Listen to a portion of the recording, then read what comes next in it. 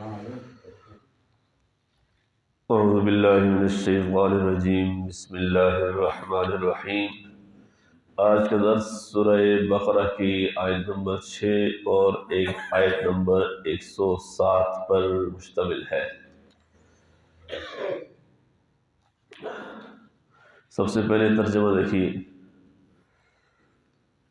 ما ننسخ، جو منسوخ کرتے ہیں، کینسل کرتے ہیں ہم، من آیت، کوئی آیت، او ننسہا، یا ہم بلا دیتے ہیں اس کو، نأتی، تو ہم لے آتے ہیں، بھیج دیتے ہیں، بخیر منہا، اس سے بہتر، او مثلہا، یا اس کے برابر۔ الم تعلم، کیا تمہیں معلوم نہیں، ان اللہ، کہ اللہ تعالی، علی کل شیء، ہر چیز پر، قدیر، قادر ہے۔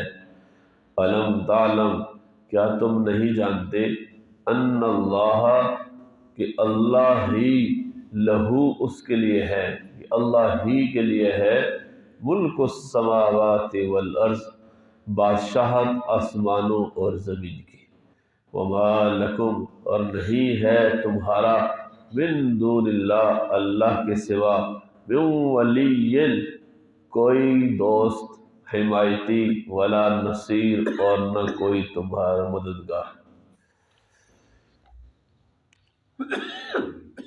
اس آیت کریمہ میں اللہ جل شانہ نے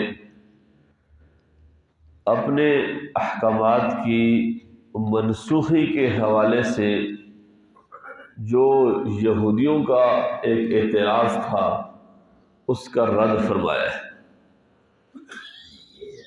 چونکہ قرآن پاک کے اندر کچھ احکامات ایسے بھی ہیں جو اللہ جل شانہ نے پہلے بطور حکم کے ان کو نازل کیا اور پھر بعد میں ان کو منسوخ کر دیا، کینسل کر دیا کہ اب یہ حکم ختم ہے۔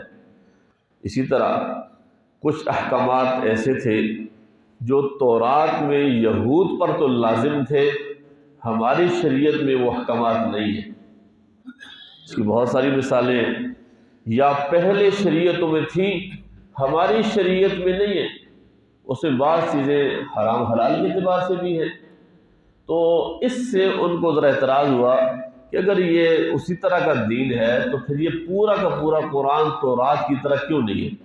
یہ پورا کا پورا جو دین ہے، دین محمدی، یہ دین موسوی کی طرح کیوں نہیں ہے؟ تو پہلے شریعتوں میں مختلف قسم کے احکامات رہے ہیں۔ مثال کے طور پر حضرت آدم علیہ السلام کی بیٹیاں اور بیٹے، وہ صرف وہی آپس میں بہن بھائی ہوتے تھے جو ایک جنم سے ہوتے تھے، حالانکہ اسی ماں باپ سے پیدا ہونے والے، لیکن اگر وہ الگ جنم سے ہیں تو وہ آپس میں بہن بھائی نہیں تھے، ان کا نکاح جائز تھا۔ ہماری شریعت میں تو ایسا نہیں ہے۔ ہماری شریعت میں یہ ہے کہ جو ایک ماں باپ سے کسی بھی زمانے میں پیدا ہو جائے، خواہ ان کے درمیان کتنے ہی سال کا وقفہ کیوں نہ ہو جائے، وہ آپس میں بہن بھائی ہوں گے، ان کا نکاح جائز نہیں ہوگا۔ لیکن آدم علیہ السلام کے شریعت میں ایسا نہیں تھا، بس جو ایک ساتھ پیدا ہوئے وہی بہن بھائی ہوں گے، اور جو بعد میں کسی اور زمانے میں پیدا ہوئے، چاہے وہ آدم اور حوا سے پیدا ہوئے ہیں، وہ آپس میں بہن بھائی نہیں تھے۔ تو اسی طرح حضرت نوح علیہ السلام جب کشتی سے اترے تو اللہ جل شانہ نے تمام چیزیں جتنی بھی تھی، حیوانات، سب کا کھانا حلال کر دیا تھا، لیکن پھر بعد میں بعض چیزوں کی حلت منسوخ ہو گئی، ان کو حرام قرار دے دیا۔ اسی طرح جب انہوں نے، یہود نے بچھڑے کی پوجا انہوں نے عبادت کی، اس کو معبود بنایا، اللہ جل شانہ نے سب کو حکم دیا کہ اب قتل کرو، اپنی جانوں کو قتل کرو۔ اب جب قتل عام شروع ہوا، بہت سے لوگ، بعض روایات میں آتا ہے کہ 70,000 کے قریب لوگ قتل ہو گئے۔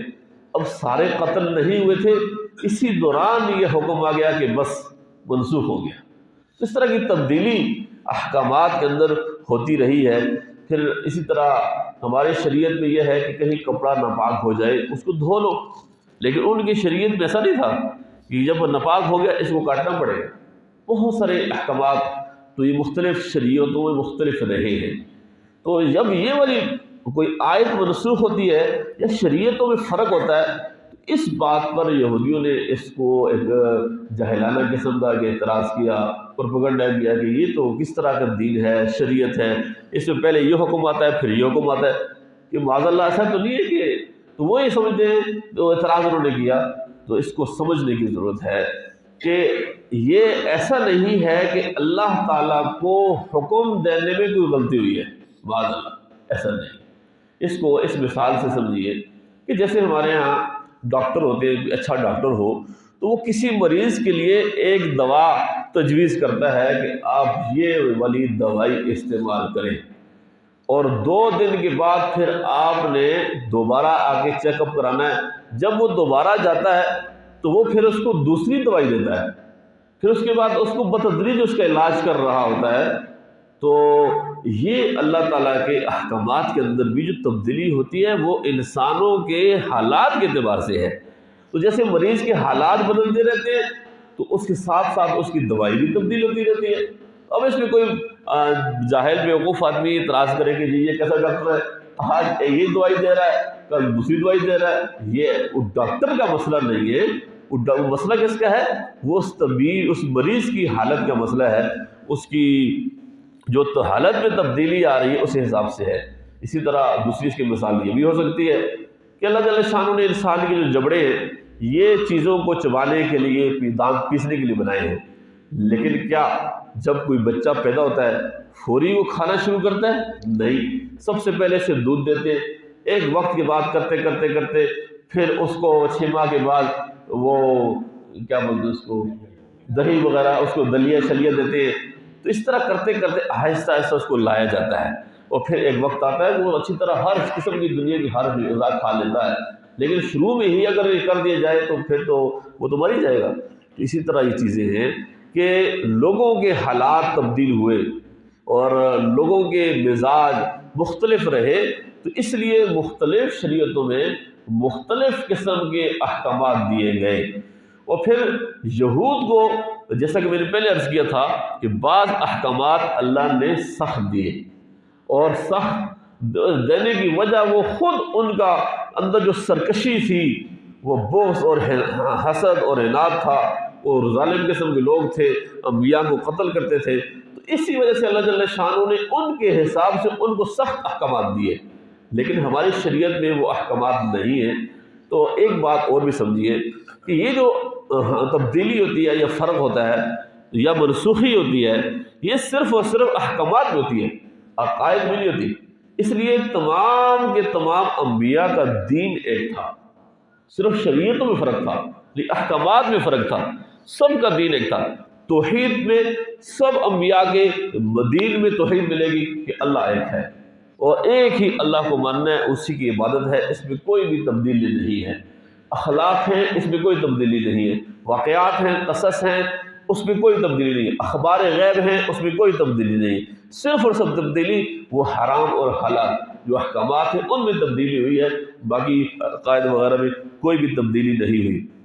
پھر قرآن کریم کی بعض آیات ایسی بھی ہیں کہ جن کو اللہ جل شانہ نے پہلے نازل کیا پھر ان کو منسوخ کر دیا۔ یہاں ایک روایت بھی ہے صحیح مسلم کی، حضور نبی کریم سے فرمایا کہ لم تکن نبوۃ قط الا تناسخ، فرمایا کہ کوئی بھی نبوت نہیں آئی کہ جس نے احکام نسخ اور رد و بدل نہ کیا ہو، یعنی ہر نبوت میں احکامات میں تبدیلی ضرور ہوتی ہے، اور وہ لوگوں کے مزاج کے اعتبار سے ہوتی ہے۔ تو قرآن کریم کے اندر بھی اللہ جل شانہ نے احکامات کو تبدیل کیا، اور شروع میں ذرا لوگ چونکہ اسلام کے عادی نہیں تھے، اس لیے سارا دین اللہ جل شانہ نے ایک ہی دفعہ نازل نہیں کیا ہے۔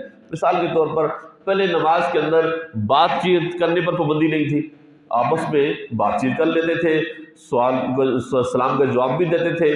اسی وجہ سے وہ جو مشہور حدیث ہے کہ ایک دفعہ نبی کریم صلی اللہ علیہ وسلم نماز پڑھاتے ہوئے نماز میں بھول گئے، تو 2 رکعت پر سلام پھیر دیا۔ صحابی نے پیچھے سے لقمہ دیا کہ اقصرت الصلاۃ ام نسیت یا رسول اللہ، کیا اے اللہ کے رسول نماز مختصر ہو گئی ہے کہ آج آپ نے 2 رکعت پڑھی یا آپ بھول گئے؟ تو حضور نے آگے والی 2 رکعت پھر پڑھا دی اور سلام پھیر دیا۔ اسی طرح تو یہ چیز شراب پہلے فوری طور پہ حرام نہیں ہوئی، لیکن جب لوگ تھوڑے سے اسلام کے عادی ہو گئے، سمجھ گئے، تو پھر اللہ نے شراب کو حرام قرار دیا، اور پھر مدینے کی گلیوں میں جیسے کہ مشہور ہے کہ وہ شراب لوگوں نے بھائی اس کو توڑ دیے سارے برتن۔ تو آہستہ آہستہ لوگوں کو پہلے اس کے قریب لایا، پھر اسلام کو تو فوری طور پر سارا دین اللہ نے نہیں دیا۔ تو اب یہ جو منسوخی ہے احکامات کی یا آیات کی، تو اس حوالے سے ایک دو باتیں اور سمجھیں پھر بات کو ختم کرتے ہیں۔ وہ یہ ہے کہ بعض اوقات تو ایسا ہوا ہے کہ کوئی حکم پہلے تھا پھر اس حکم کو ہی تبدیل کر دیا، اور بعض اوقات ایسا ہوا ہے کہ اللہ جل شانہ نے حکم تو تبدیل نہیں کیا لیکن اس آیت کو قرآن کریم کا حصہ نہیں رہنے دیا۔ مثال بس کا مطلب یہ ہے کہ وہ آیت کی تلاوت منسوخ ہو گئی ہے، حکم باقی ہے۔ بعض ایسی آیات بھی ہیں کہ وہ آیتیں اب اس قرآن کریم میں نہیں، احادیث میں تو ہے، تفاسیر میں تو ہے، لیکن اس قرآن کریم کے اندر وہ آیات نہیں ہیں لیکن حکم ان کا باقی ہے۔ ایک آیت ہے کہ الشیخ والشیخۃ اذا زنیا فرجموها، تو یہ ہے کہ زانی مرد اور عورت کو سنگسار کرو، تو یہ سنگسار کرنے والا جو حکم ہے، یہ والی جو آیت ہے یہ آیت منسوخ ہے۔ اب قرآن کریم کے اندر جو آیت کریمہ ہے سورہ نور میں، اس پہ جو غیر شادی شدہ مرد عورت زنا کرتے ہیں تو فرمایا کہ ان کو 100 کوڑے لگاؤ، لیکن سنسار کرنے والا حکم قرآن کریم کے اندر نہیں ہے، وہ قرآن کریم کی اس آیت میں جس کی تلاوت منسوخ ہو گئی موجود ہے۔ بہرکیف اس کی مختلف صورتیں ہیں، لیکن جس حکم کو بھی اللہ تعالیٰ وہ تبدیل کرتے ہیں، منسوخ کرتے ہیں، یا فرمایا ہم اس کو بھلا دیتے ہیں، اس آیت کو نکال دیتے ہیں، تو فرمایا کہ نأتی بخیر منہا۔ دوبارہ ترجمہ دیکھیے کہ ما ننسخ من آیت، جو بھی ہم منسوخ کرتے ہیں کوئی آیت، او ننسہا، یا ہم اس کو بھلا دیتے ہیں، تو نأتی بخیر منہا، ہم اس سے بہتر اچھی بات، اچھی آیت، اچھا حکم لے آتے، او مثلہا، یا کم از کم حکمت میں اس کے برابر ہی ہوتا ہے۔ الم تعلم ان اللہ علی کل شیء قدیر، کیا تم جانتے نہیں ہو کہ اللہ تعالیٰ ہر چیز پہ قادر ہے؟ تو یہ اللہ تعالیٰ کی قدرت سے، اس کے علم سے باہر نہیں، اس کو پتہ ہے کہ ابھی انسانوں کے لیے کون سا حکم بہتر ہے اور ابھی کون سا بہتر نہیں ہے۔ اور پھر فرمایا کہ الم تعلم ان اللہ لہ ملک السماوات والارض، کیا تمہیں معلوم نہیں کہ اللہ ہی کے لیے بادشاہت ہے آسمان و زمین کی؟ آسمان و زمین میں جو چیزیں بھی ہیں ان سب کا مالک، حاکم، سلطان، بادشاہ وہ اللہ ہے۔ تو جب وہ مالک ہے تو اس کی مرضی ہے، چاہے وہ جس طرح کو حکم دے۔ ہم تو ہمارا کام احکام بنانا نہیں ہے، ہمارا کام اس کے بنائے ہوئے، نازل کیے ہوئے احکامات کو ماننا ہے۔ وما لکم من دون اللہ، اور نہیں ہے تمہارا اللہ کے سوا من ولی، کوئی رکھوالا، ولا نصیر، اور نہ کوئی مددگار ہے۔ تو اس لیے اس طرح کی قسم کی چیزیں وہ نہیں کرنی چاہیے، اور اس طرح کے اعتراضات یہ بے بنیاد قسم کے اعتراضات ہیں۔ پھر ہمارے ہاں حکومتیں جو دنیا میں چلائی جاتی ہیں، تو کیا ساری دنیا کے سارے ممالک کا قانون ایک جیسا ہے؟ ہرگز نہیں ہے۔ پھر ایک ہی ملک میں رہنے والے باسیوں کے لیے جو ریاست قانون بناتی ہے وہ بھی ہر زمانے میں ایک جیسا نہیں ہوتا۔ وقت کے ساتھ ساتھ جیسے لوگوں کے مزاج بدل جاتے ہیں، لوگوں کی ضروریات بدل جاتی ہیں، تو اسی حساب سے آئین میں تبدیلی کرنی پڑتی ہے، قانون میں تبدیلی کرنی پڑتی ہے۔ اس تبدیلی پر کوئی بھی شخص جو ایک عقل مند ہو وہ اعتراض نہیں کر سکتا، بلکہ وہ کہے گا کہ یہ حکم تو ہمارے فائدے کے لیے ہے اور اس کو مانے گا۔ اسی طرح اللہ جل شانہ کے احکامات کی بھی یہی مثال ہے کہ جو عقل مند آدمی ہے وہ ان پہ اعتراض نہیں کرتا، وہ اس کو ماننے کی اور اس پر عمل کرنے کی کوشش کرتا ہے۔ تو یہودیوں نے جو اعتراض کیا تھا وہ بے بنیاد قسم کا اعتراض تھا۔ اللہ جل شانہ ہمیں سمجھ کر عمل کرنے کی توفیق نصیب فرمائے۔ وآخر دعوانا الحمدللہ رب العالمین۔